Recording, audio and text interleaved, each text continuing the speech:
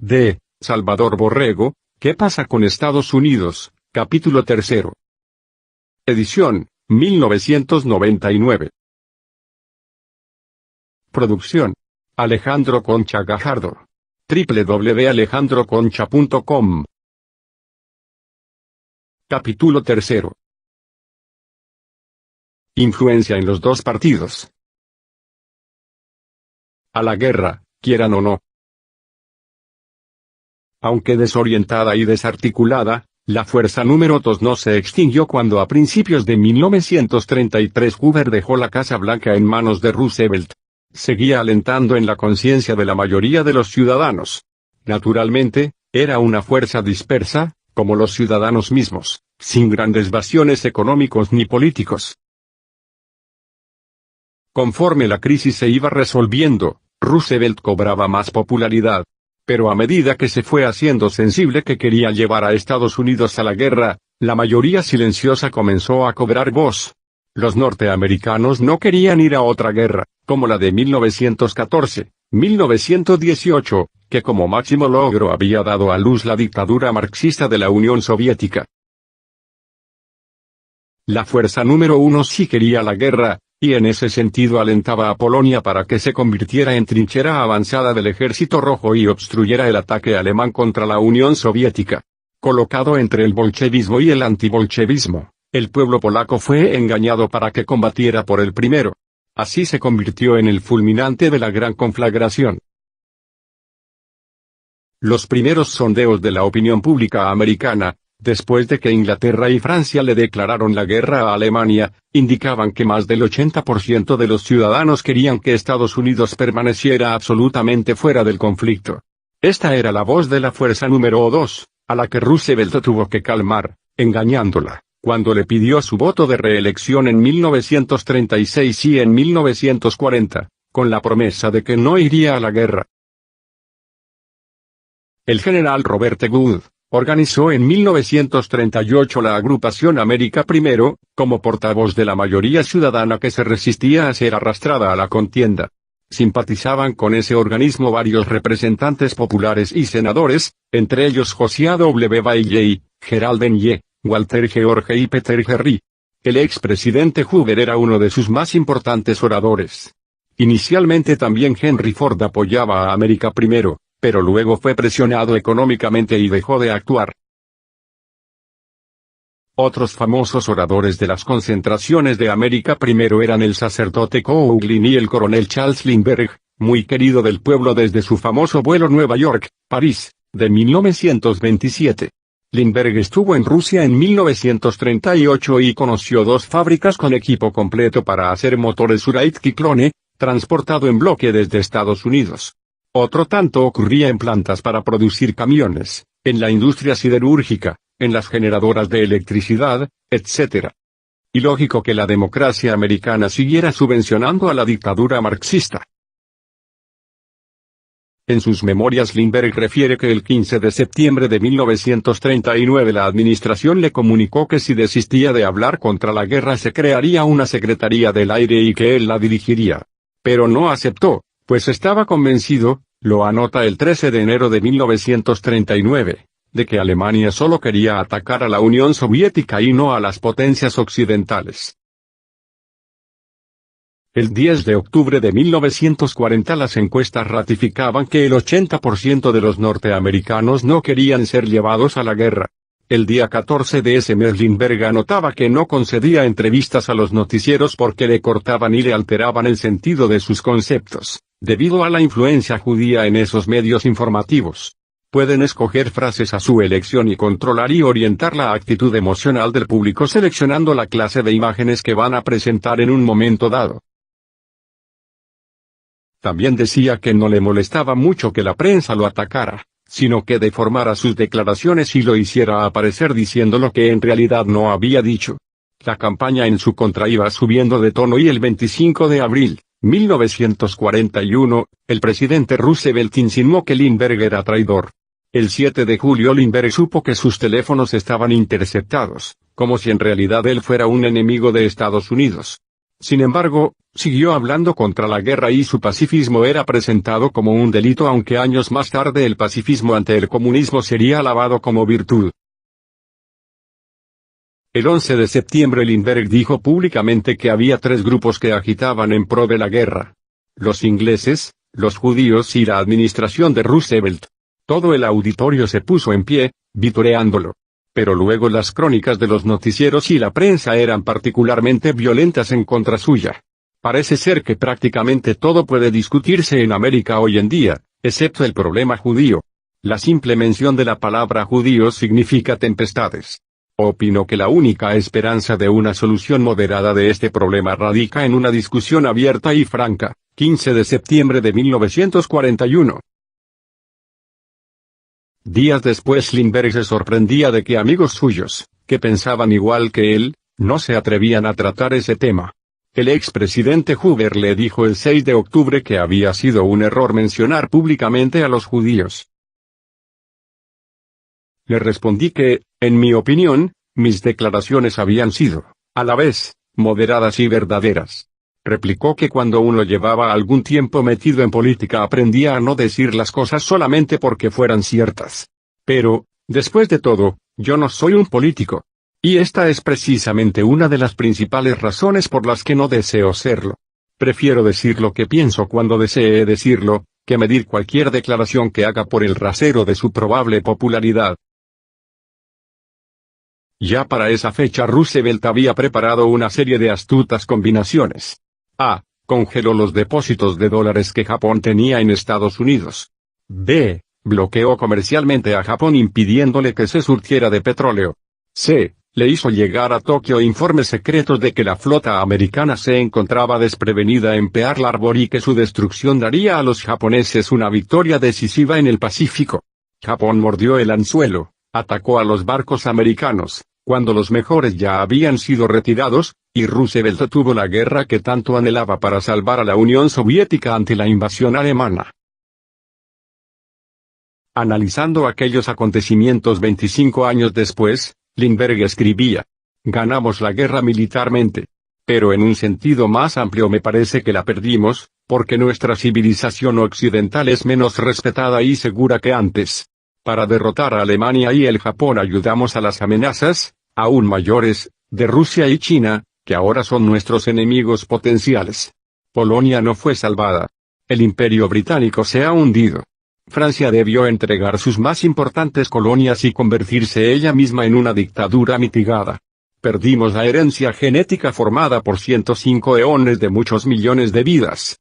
Entretanto, los soviets han instalado su telón de acero en el corazón de Europa.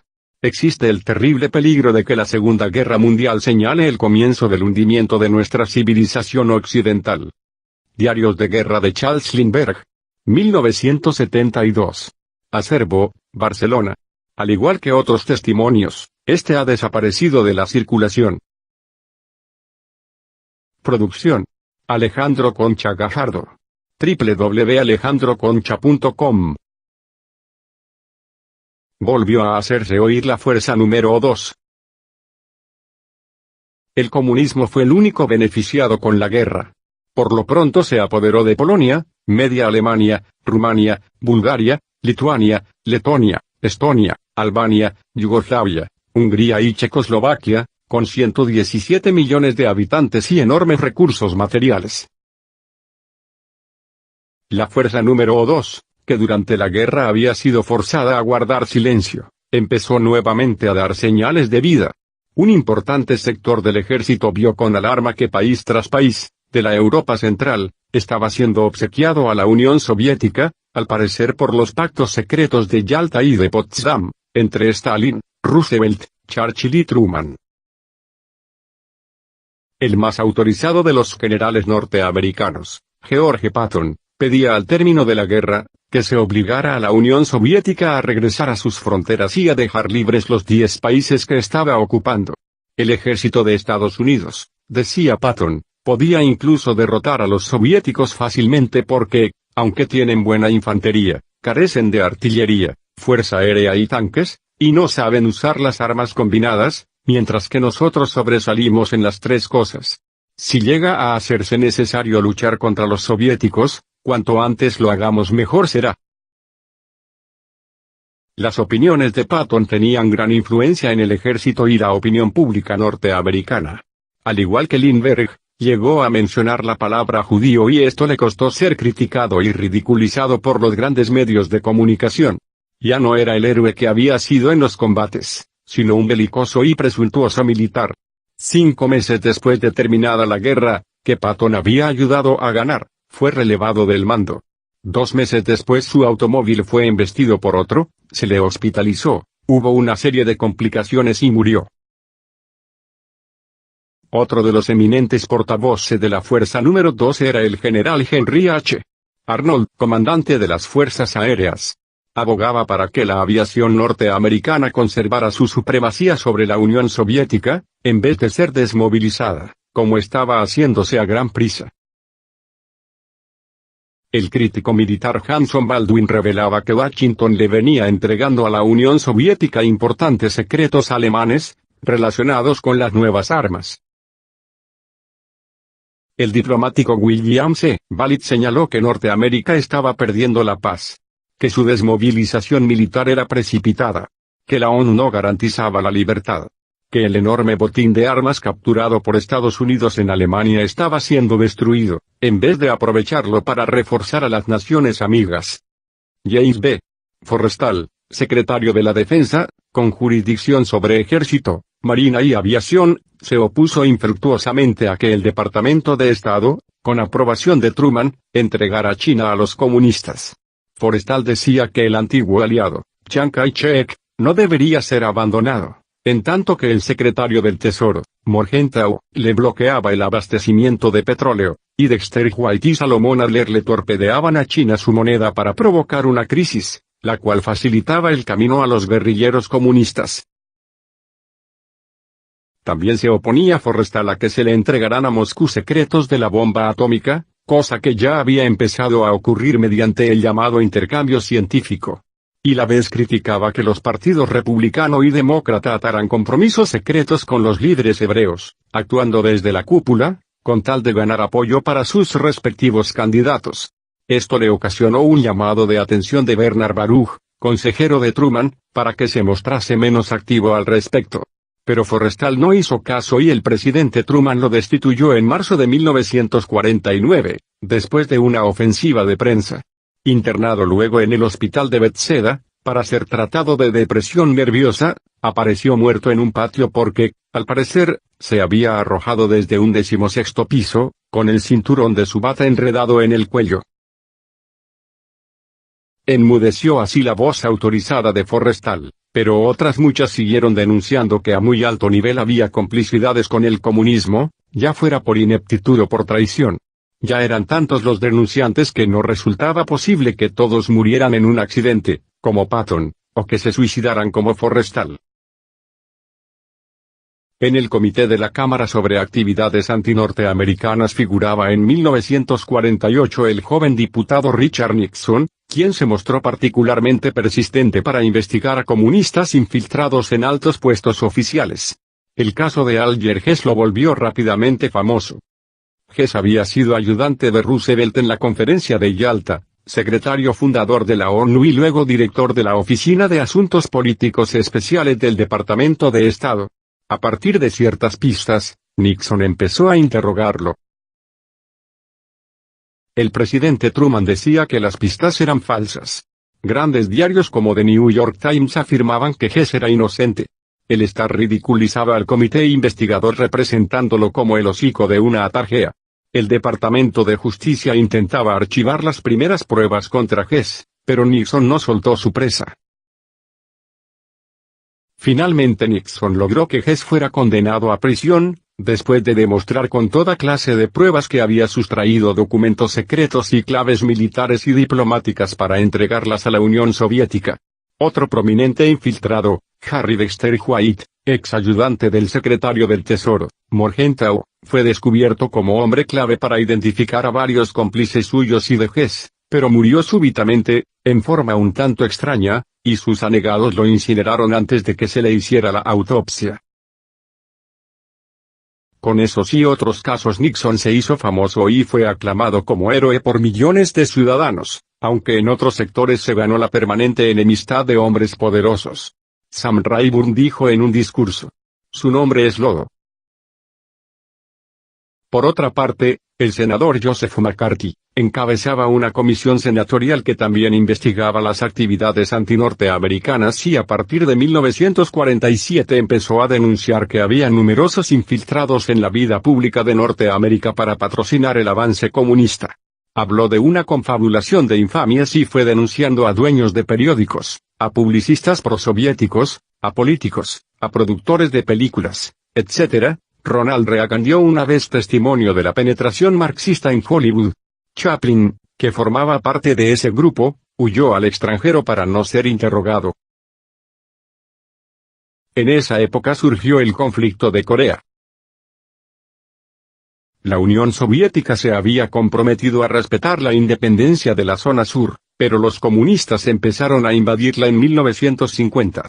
Esta zona, Sur Corea, se hallaba bajo la custodia del Comando Norteamericano del Pacífico, a cargo del general MacArthur, el cual transportó tropas rápidamente y lanzó una contraofensiva. No se esperaba que MacArthur pudiera reaccionar con tanta eficacia y que pusiera en aprietos a los invasores, pero luego ocurrió que el Departamento de Estado y el presidente Truman le fueron imponiendo una extraña serie de limitaciones, en tanto que la gran prensa dejó de tratarlo como el héroe vencedor del Japón, general de 5 estrellas, y empezó a ridiculizarlo como militarista vanidoso. Evidentemente no les agradaba que fuera a derrotar a los comunistas. Producción: Alejandro Concha Gajardo. www.alejandroconcha.com. El presidente Truman decía: "Es una lástima que tengamos que sufrir a tipos como este con puestos clave", según refiere Nixon.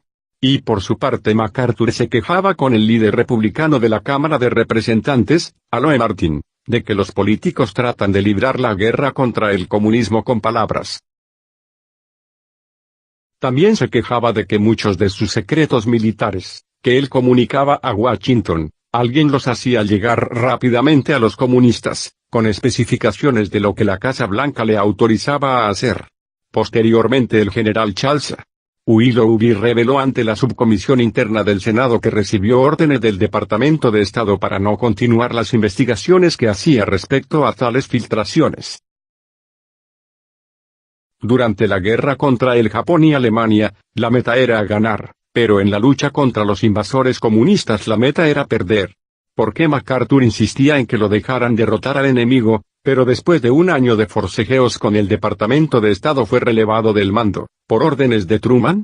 En ese momento la gran masa de norteamericanos simpatizaba con MacArthur, símbolo de la fuerza número 2, potencialmente fuerte, pero con rasgos de ingenuidad ante la sagacidad de la fuerza número 1, que le llevaba muchos años de ventaja. En el Senado había simpatizantes de MacArthur y le permitieron la tribuna. En el crepúsculo de la vida os hablo sin rencor ni amargura, y con un solo propósito: el de servir a mi país. Algunos aseguran que nuestras fuerzas no bastan para proteger dos frentes, que no podemos dividir nuestro esfuerzo. Imposible concebir una expresión más marcada de derrotismo. La amenaza comunista abarca el mundo entero. Si progresa con éxito en un sector, este avance implica una amenaza de destrucción en otro. No es posible apaciguar o entregarse de cualquier manera al comunismo en Asia sin socavar al mismo tiempo nuestros esfuerzos por detener sus progresos en Europa. Luego explicó pormenorizadamente que ceder en Corea y en Formosa era entregar el Océano Pacífico y retroceder nuestra frontera occidental hasta las costas de California. Por eso él quería bombardear los centros de abastecimiento de los invasores comunistas, pero no se lo permitían. Por eso quería extender su reconocimiento aéreo a Manchuria, pero no se lo autorizaron en Washington. Por eso quería utilizar tropas chinas de Formosa, pero no se lo permitieron. ¿Por qué, me preguntaban mis soldados, cederle ventajas militares a un enemigo en el campo de batalla? Y no estaba en condiciones de responderles. Corea es la única de las naciones del mundo que se ha arriesgado hasta ahora a librar una guerra contra el comunismo, después de 1945. El magnífico valor y fortaleza del pueblo coreano exceden todos los elogios. Acabo de dejar a vuestros hijos norteamericanos combatiendo en Corea. Se han jugado allí todo lo que tenían y puedo afirmaros, sin ambajes, que son espléndidos en todos sentidos. Esos valientes figuran muchas veces en mis pensamientos y siempre en mis oraciones. Voy a cumplir 52 años de vida militar. El mundo ha dado muchas vueltas desde que presté mi juramento en West Point. Y como el viejo soldado de la canción, yo concluyo ahora mi carrera militar y desaparezco. Soy un viejo soldado que ha tratado de cumplir con su deber de acuerdo con las luces que le ha dado Dios para comprenderlo. Adiós. La tenacidad de MacArthur, el sacrificio de sus tropas y la consiguiente movilización de la fuerza número 2 hicieron posible que por lo menos no se perdiera Sur Corea, aunque no se logró salvar a Norcorea. Maniobra de engaño y apaciguamiento.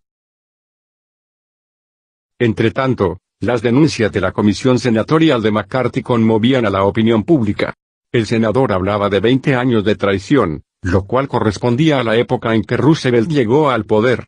Aunque no mencionaba la palabra judío, muchos de los que él ponía en entredicho tenían ese origen, por lo cual la Asociación de Rabinos, reunida en Atlantic City, condenó el 25 de junio de 1953 las tácticas del senador.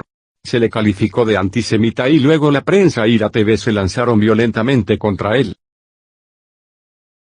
A diferencia de Nixon, McCarthy presentaba algunos puntos débiles.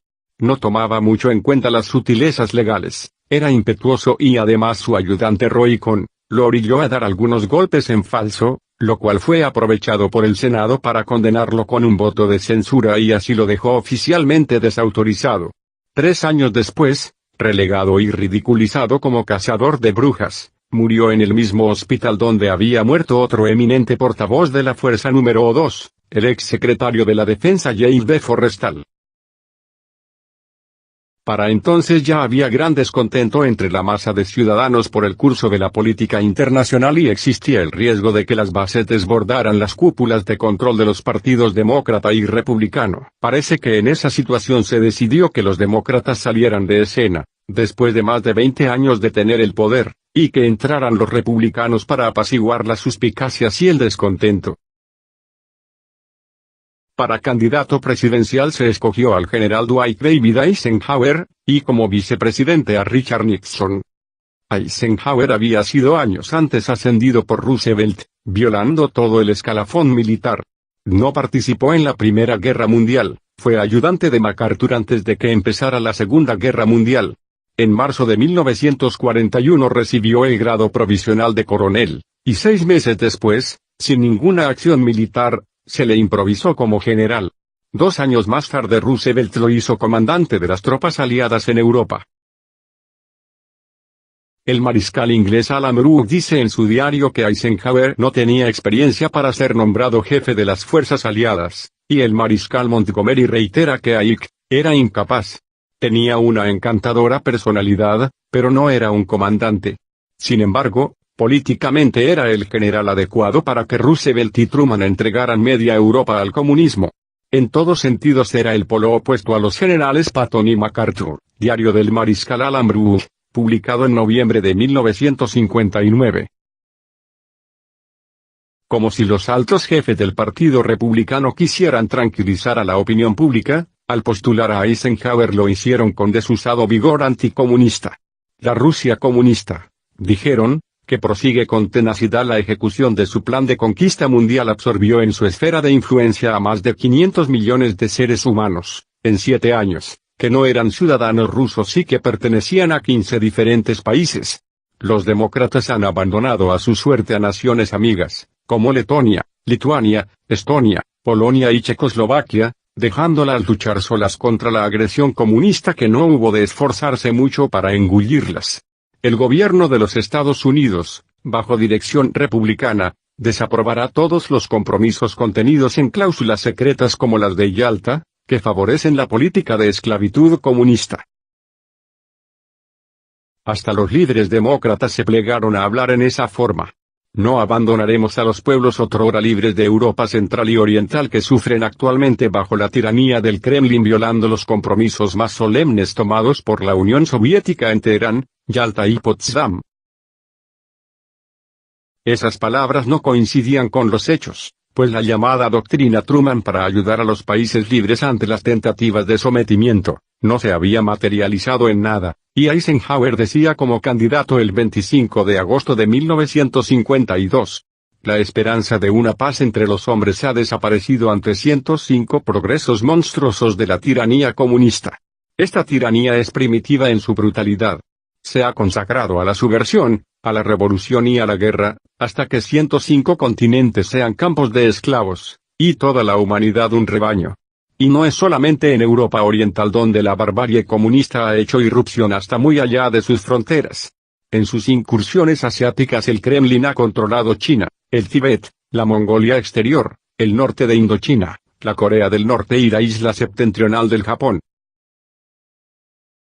Los territorios y los millones de seres humanos que el Kremlin ha puesto en cautividad son una prueba de que graves peligros amenazan hoy a todas las naciones libres. La tiranía debe nutrirse de nuevas conquistas o se resquebraja. Las naciones cautivas están adoctrinadas, abatidas, aterrorizadas hasta quedar reducidas a una masa uniforme y sumisa. Sus hombres y sus mujeres están, como ganado, puestos al servicio de la industria de guerra. Nuestro gobierno, una vez por todas, debe manifestarle fríamente en forma definitiva al Kremlin que no reconocerá jamás, tampoco como esto sea, el carácter permanente de la posición de Rusia en Europa Oriental y en Asia. Debemos decir a los soviets, con tono de fría rotundidad, que jamás nos tendremos por satisfechos en tanto que la marea del comunismo agresivo no se haya retirado al interior de sus propias fronteras. Párrafos textuales de largo discurso pronunciado ante la Legión Americana, a la cual Eisenhower elogió por combatir el cáncer comunista. El inusitado lenguaje oficial, desde Eisenhower para abajo, tuvo la virtud de tranquilizar a la opinión pública, al grado de eclipsar cualquier resurgimiento de la fuerza número 2. Con Eisenhower en la Casa Blanca parecía que todo iba a cambiar. Pero no fue así. 5 meses después de que llegó al poder, los soviéticos hicieron una matanza para disolver a 30.000 obreros berlineses que pedían libertad de elegir autoridades locales. Luego hicieron otra matanza de polacos en Posen, y recibieron de Washington un crédito de $100 millones. A continuación, en 1956, descuartizaron a Hungría porque, creyendo ésta que recibiría ayuda de sus aliados occidentales, pretendía ser independiente de la Unión Soviética. En esta ocasión Mr. Dulles declaró que el gobierno de los Estados Unidos no ve con simpatía a los gobiernos que tienen frontera con la Unión Soviética y que no son amistosos con ella. El Papa Pío XII denunciaba en esa época que 50 millones de cristianos eran perseguidos por la Unión Soviética, pero estas y otras voces de alarma ya encontraban poco eco, pues Eisenhower había despertado grandes esperanzas de que todo cambiaría. En general, el pueblo americano respeta, estima, admira y les tiene confianza y paciencia a sus gobernantes. No cree que detrás de ellos exista otro poder, encubierto y mayor. Pero con líderes demócratas o republicanos en el poder, la política internacional es más o menos la misma. Ambos partidos, en su más alto y secreto nivel, suelen vincularse a la fuerza número 1. En cuanto a Nixon, como vicepresidente no tenía ninguna función ejecutiva y debía mantenerse discretamente a la sombra, en espera de la oportunidad de llegar algún día a la presidencia. Entretanto, su prestigio de patriota le era muy útil a la administración de Eisenhower.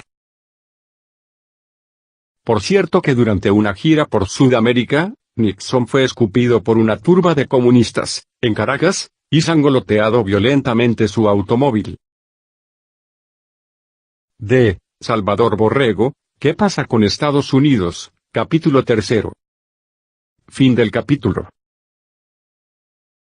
Producción: Alejandro Concha Gajardo. www.alejandroconcha.com